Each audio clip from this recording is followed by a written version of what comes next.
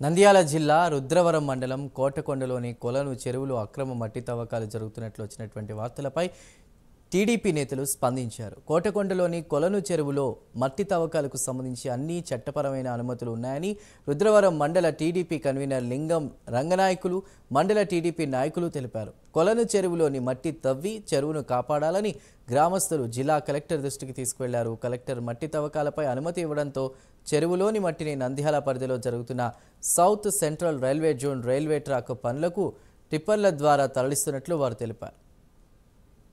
మూడోది మండలానికి అధినేత అయిన ఎంఆర్ఓ గారు ఇచ్చిన పర్మిషన్ కరెక్టా కాదా? మరి రెవెన్యూ డిపార్ట్మెంట్కు సంబంధించి మండలానికి ఆయనే ముఖ్య వ్యక్తి, ఎవరైనా ఛాలెంజ్ చేయొచ్చు.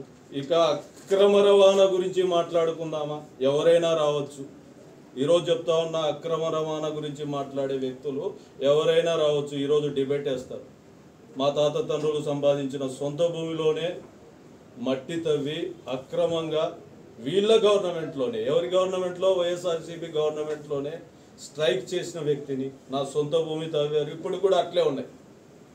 మీకు కావాలంటే పత్రికా మూలకంగా మీడియాకు పబ్లిక్గా చూపించగలను. నేను ఛాలెంజ్ చేస్తూ ఉన్నా. కోటకొండ గ్రామంలో కొలం చెరువు ఉందయా. ఆ కొలం చెరువులో ఏం జరుగుతూ ఉందంటే అది పూడికకు గురైంది.